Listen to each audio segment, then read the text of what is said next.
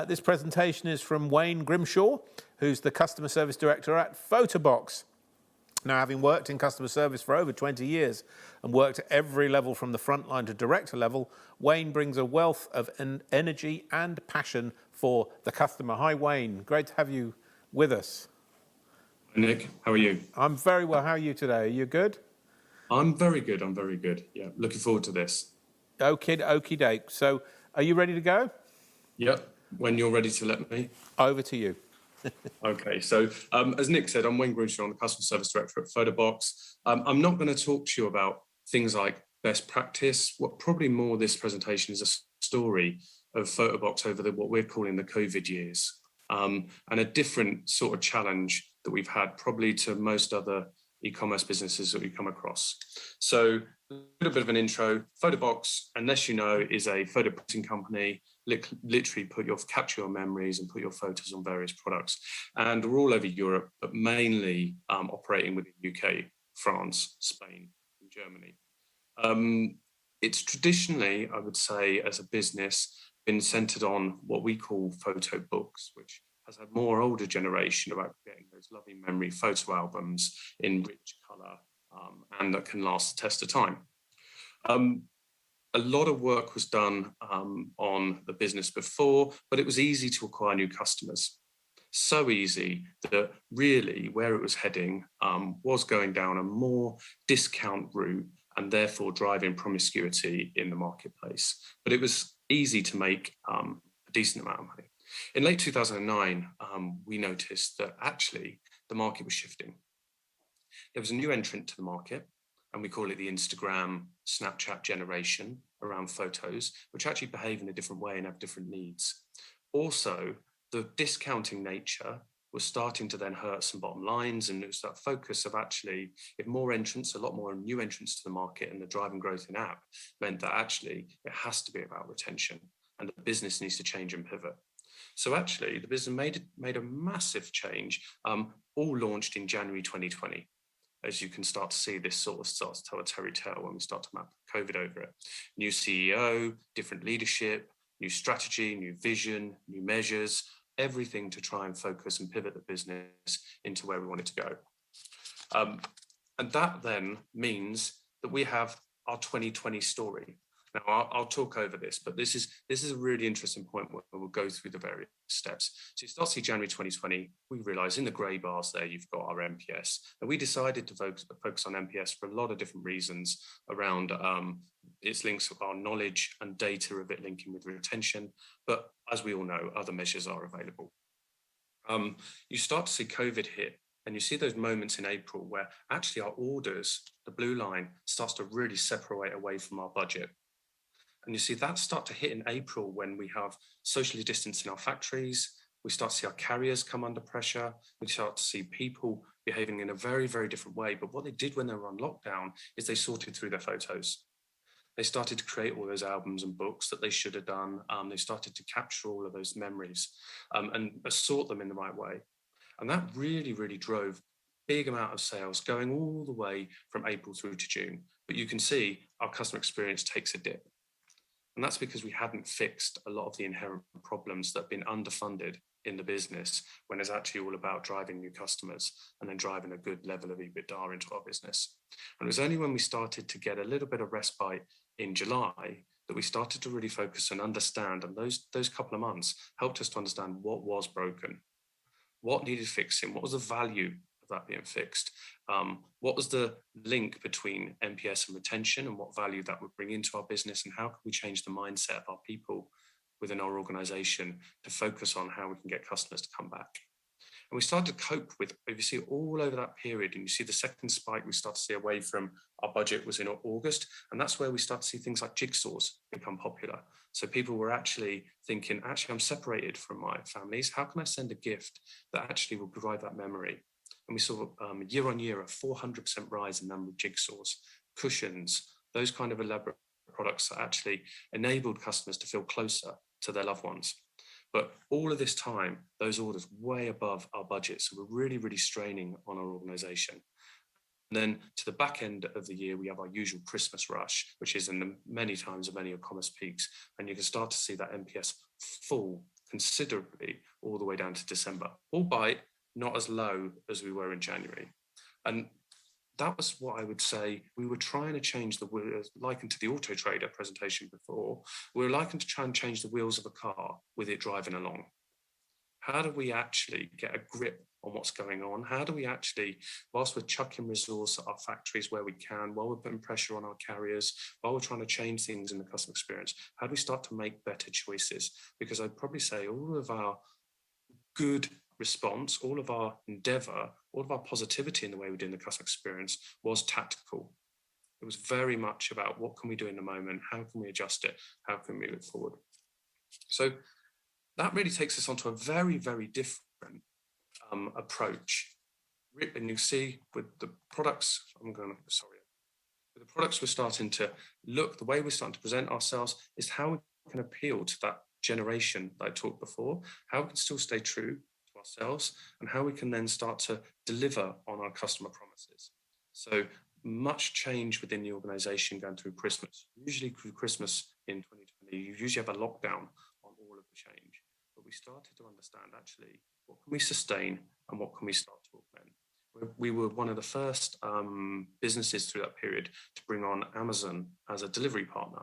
So rather than obviously Amazon being your traditional e-commerce, we now use their delivery network to support our deliveries, safe in the knowledge that we understood reduction in customer contact would actually subsequently drive the increase in retention and more than pay for itself, even though it was more expensive than our previous carriers. So those kind of changes that we were starting to look at, starting to evaluate and make different decisions in our business, started to then pay some serious dividends. And if we come on to the 2021 story, it's completely different. And COVID has actually done the complete opposite of the previous year in terms of our sales against our budget. The scales of these aren't the same, so I've pulled them off. You can start to see our actual orders are way below our budget. Rather than the previous year, they were way above. We tell the story of that, but it was all fine until we come into March, and actually people started to be let out. People started to then go to different places, and therefore they weren't buying photo products because they were experiencing time, and they were substituting the actual products with time. Albeit, when they did, we were delivering a much better experience to those customers. So that's all been fine, but that's carried on through the rest of the year. And whilst substituting for time, we've got to July in the summer, and actually where we'd normally expect travel to play a huge part, weddings to play a huge part in our customers' lives, they're not. And what we're finding is that gap between our budget and actual is growing.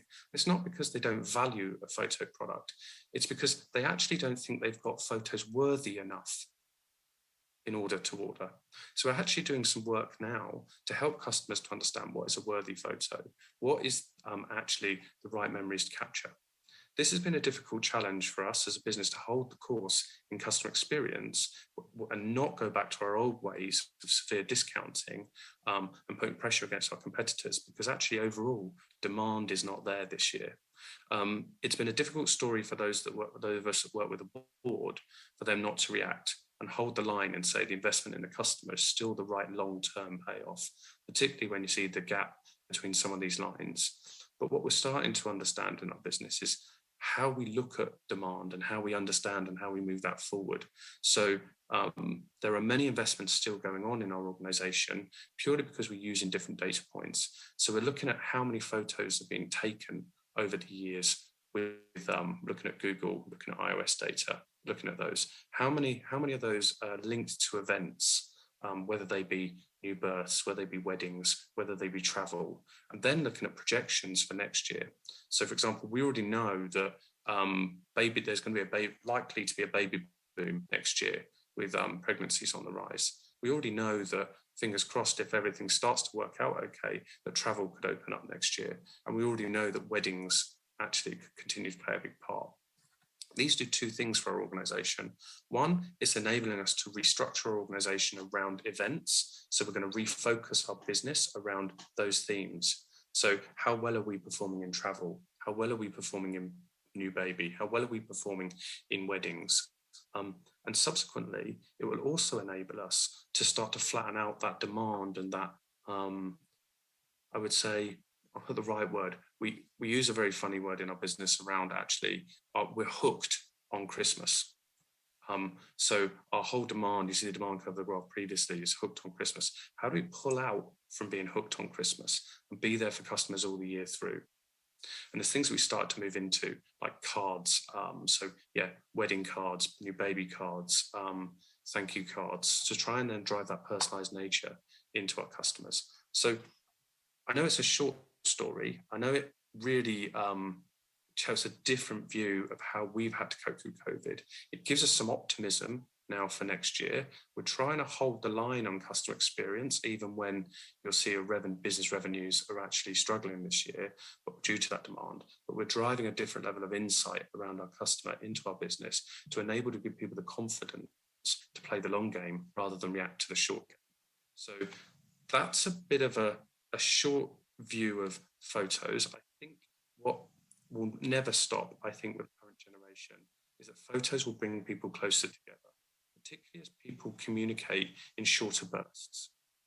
They'll communicate either by Snapchat, they communicate by a short message, and therefore in those shorter bursts, a photo says 1,000 words. And we're confident that actually, with the data that we've got, with the level of customer experience we've done, we can actually be there for those customers. Whereas probably, if we were still in the same state as we were 2 years ago, we wouldn't be fit for purpose to pivot and react to this new generation of people that do embrace a good, high quality photo. So that's, I know it's 10 minutes just trying to keep it succinct, but I'm happy to open to questions, but just wanted to take, obviously, you guys to a different view of how COVID can affect a business, and continues to even now due to the impact it's had on its customers. Thank you. Terrific, Wayne. That's great. I do have a question. You know, you're one of the industries, obviously, that saw quite explosive growth through COVID.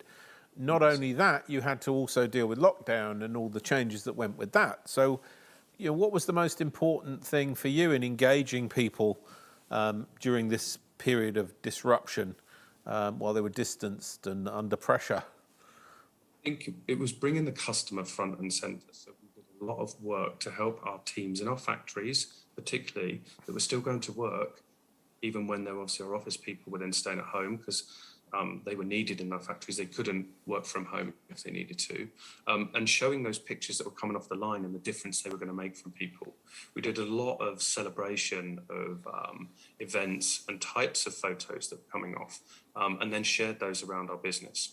We also did a piece of work where we safely brought on odd days as office people in to work in the factories to supplement that resource. Wow. That brought those people who normally work in offices quite far away closer to that customer to see what was going on. And then we did in every team meeting, if someone had been to the factory and worked, they had to bring back their experience, both of the factory people and of the customers and what they saw customers printing. And that really started to enable us to do that cultural shift and that obviously organizational shift at the same time as being through lockdown.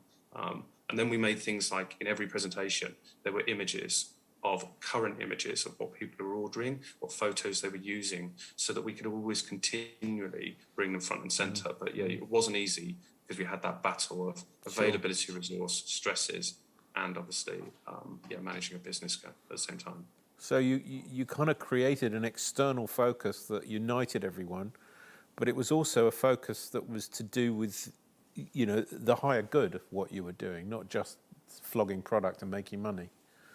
Yeah, so for example, we changed our purpose, and our purpose is now creating togetherness. All right. So it's not looking back, it's looking forwards. And any of our advertising talks about an invitation to future good times. Yeah. So you're using a photo to create a relationship for the future. We did a segmentation on our business where we broke them into their reason for purchase. Is it to unite people together? Is it to develop a relationship? Is it to amplify something they really, really want to shout about? Or is it just to have fun? And by understanding those different elements of segmentation, it helped us to understand how we can achieve a customer outcome. And that lovely theme, that developing togetherness is your kind of purpose. Have you extended that to any other of your stakeholders?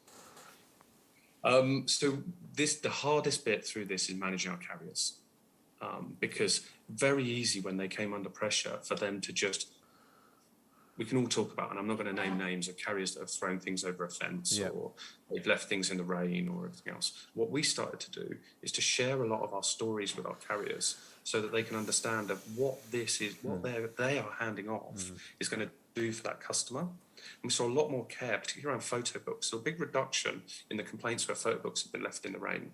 A big reduction in where a massive canvas had just been thrown over a fence, just because they understood what they were handling. And that was just one example how we work with our partners, and then with our stakeholders, within senior stakeholders at board level. It helped them to better appreciate the difference they were making, rather than, as you were by BCs, then it was just about an EBITDA bottom line number. Great. Is there anything that didn't work, and why didn't it work, and what have you learned from it not working? Yeah, there were lots that didn't work, and the big thing that didn't work for us was actually we developed a load of our insight because it was easy on the UK, and it didn't work for France. Their customers, they wanted different things. Different things were important to them. They also had a different geography. They don't have the postcode network, so they had more troubles in rural areas. So obviously people receiving things. Also, the product set that they were ordering was slightly different. So yeah, we had a whole approach to how we would reinvest the customer experience that drove really, really good performance UK, really strong in France actually, and moderate in Germany, but really suffered in France. What we needed to do halfway through next year, we actually moved for a short-term period to a country-based model. And we knew it was a short-term because we wanted to have the high level customer experience, but we agile moved to a country model so we could focus on the insights from those individual countries. And therefore, once we understood that and brought those insights back, we moved back to more of a group sort of function. But yeah, that was a big conversation amongst us as a leadership team about how we need to pivot to focus on the different markets that we weren't doing so well in.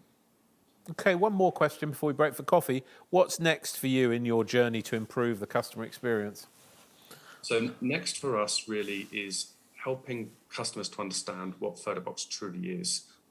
We are starting to develop clearer messaging around our products. So for example, we've got our products at the moment. I'm going to say this, I shouldn't do. It potentially could feel a bit like a Chinese menu. We do a variant of everything. How do we actually help customers to know, I want a premium-based product, I want just a basic okay product, or actually I want a cheap, simple, basic, if you just look at our photo books. And how do we then create those customer experiences around that? And then the second thing we're starting to do is how do we create different customer service propositions, particularly around our power customers, so our top 15% of customers that drive about 78% of our revenue, wedding photographers. How do we give them an experience that they fundamentally then can pass on and help their customers, rather than just doing the same as everyone else? Brilliant. Well, that's fantastic, Wayne. Thank you so much. It's a great session as part of our event, some really powerful content. Thanks very much. So we'll see you hopefully in one of our in-person sessions next year. Thanks, Nick. Thanks again. Okay.